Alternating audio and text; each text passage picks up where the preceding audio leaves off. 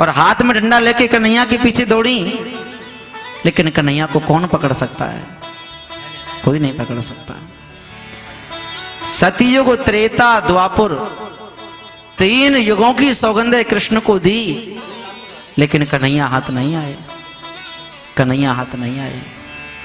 और जब कान्हा हाथ नहीं आए तो अब मेरे लाला को मैया ने कलयुग के भक्तों की सौगंध दे दी।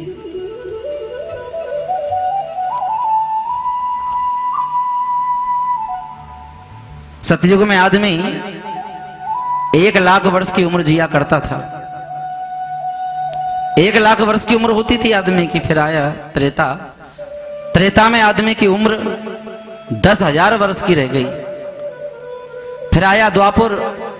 द्वापर में आदमी की उम्र 1000 वर्ष की रह गई। अब आ गया कलयुग।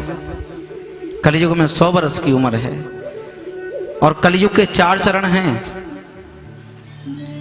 पहले चरण में आदमी की कितनी उम्र है? 100 वर्ष। दूसरे चरण में 50 वर्ष। तीसरे चरण में 25 वर्ष।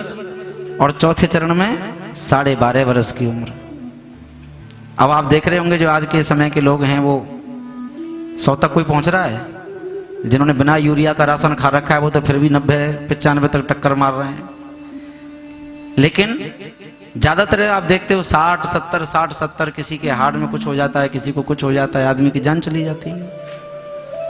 धीरे धीरे ये महसूस हो रहा है कि कलयुग का दूसरा चरण आ गया,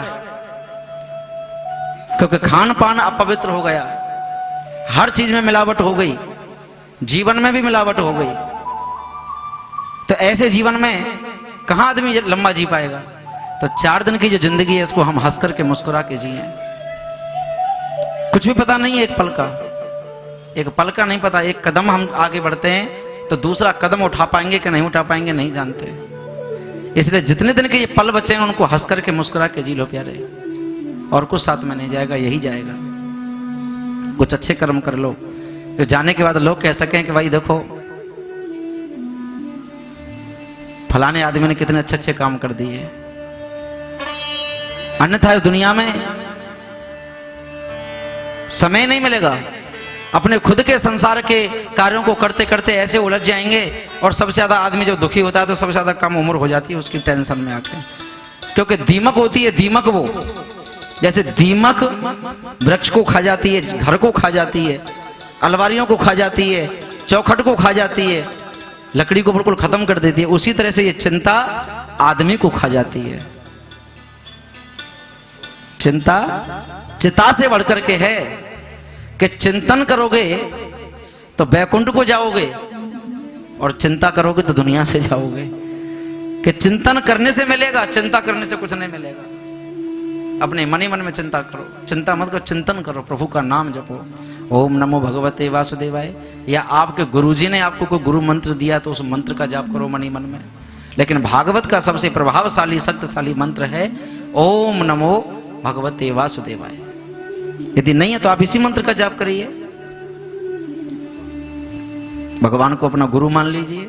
इनको जगत गुरु भी कहा जाता है। जब तक आपका कोई गुरु नहीं है प्रभु को गुरु मान के इस मंत्र का जाप करिए। ये कृष्ण का ही मंत्र है, ओम नमो भगवते वासुदेवाय।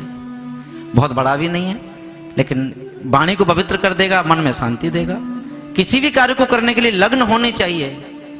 लगन लगा लोगे तो सब कुछ मिलेगा, लगन नहीं है तो कुछ भी नहीं है। इसलिए धीरे धीरे समय गुजरता जा रहा है, पता नहीं लग रहा है कि कब क्या हो जाए। कलयुग केवल नाम आधारा, कलयुग केवल नाम आधारा। सुमेरे सुमेरे नर उतरे ही पारा, सुमेरे सुमेरे नर उतरे ही पारा। इस कलयुग में आदमी भगवान का नाम लेकर के इस भवसागर से पार हो जाता है। इस कलयुग में आपको नार नार जल में खड़े होकर तपस्या करने की जरूरत नहीं है, पहाड़ों में जाके भटकने की जरूरत नहीं है। आप अपने घर में रह करके सच्चे मन से प्रभु का नाम करिए, प्रभु का संकीर्तन कराइए, उनके गीत गाइए। इस कलयुग में चमत्कार का महत्व नहीं है। ऋषभदेव जी महाराज ने अपने प्रसंग में सुनाया है कि कलयुग में चमत्कार नहीं है, यदि कोई चमत्कार तुम्हें दिखा रहा है तो चमत्कार दिखाने वाला संत नहीं होता, वो बाजीगर होता है। संत के दर्शन कर लेना ही अपने आप में सबसे बड़ा चमत्कार है। यदि संत में मिल गए, अब मोहे भा भरोस हनुमंता, बिनु हरि कृपा मिले नहीं संता। तो बिना कृपा भगवान के हमें संत भी नहीं मिलते और सत्संग भी नहीं मिलता। बड़े भाग्य से हमने यदि कुछ अच्छे कर्म किए हैं तभी तो सत्संग मिलता है। सत्संग का मतलब क्या है? आप सत्संग में चले गए और सत्संग में जाके भी आपका मन कहीं और भटक रहा है, तो आपने सत्संग प्राप्त कहाँ किया? सत्संग तो नहीं मिला आपको, आपका मन कहीं और ही भटकता रहा। हम पहली बार घर में भागवत किए हैं और बहुत बड़े बड़े प्रोग्राम भी पब्लिक में किए, 5-5, 6-6 हज़ार लोगों में, 10-10 हज़ार लोगों में। लेकिन यहाँ बैठ करके ऐसा लग रहा है कि हम कथा कह रहे हैं और आप कथा सुन रहे हो। तो ऐसा आनंद का जो भाव है वो महसूस होता है, क्योंकि सुनने के लिए हजारों लोग आ रहे हैं, लेकिन जीवन में उतारने के लिए कितने लोग आ रहे हैं, ये समझने का भाव है। तो प्रभु की भक्ति का जो आनंद है वो यही हमने महसूस किया, वो यही आनंद है।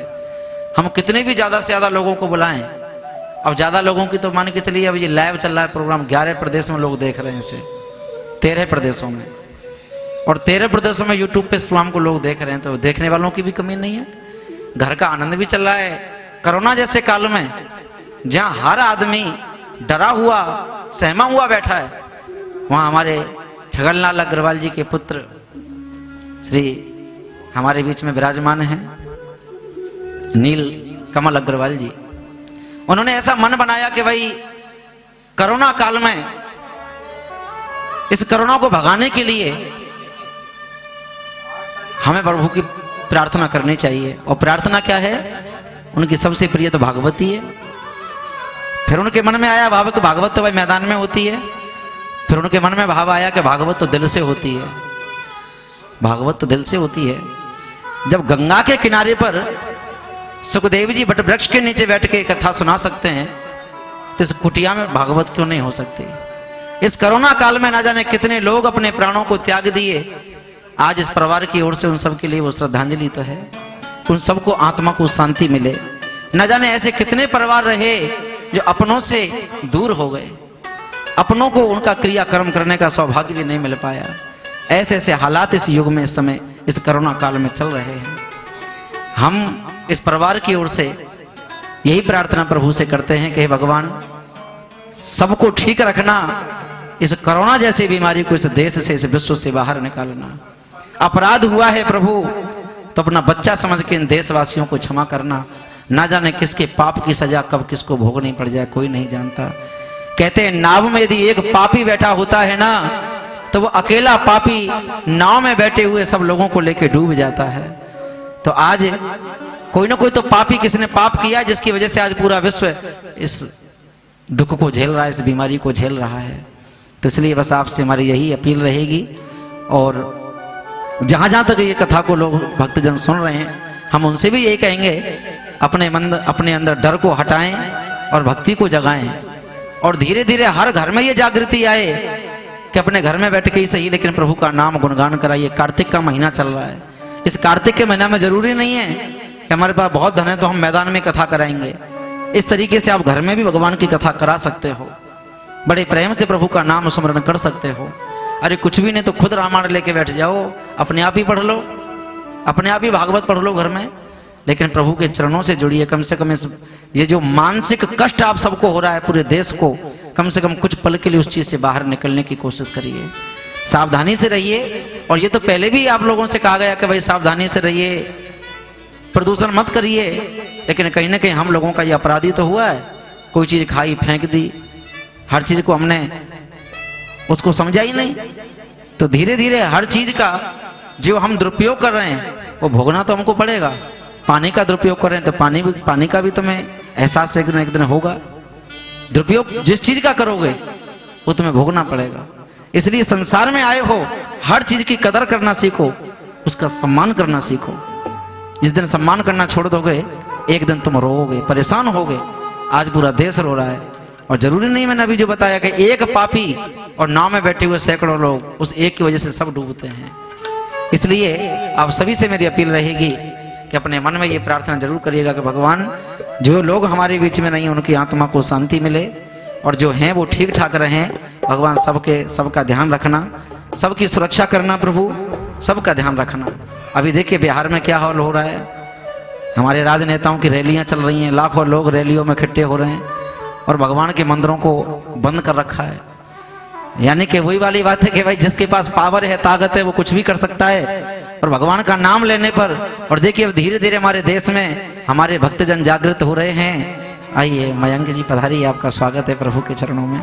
आइए आइए, राधे राधे। बोलिए श्री राधा रानी की जय, बोलो बरसाने वारी की। आइए पधारिए,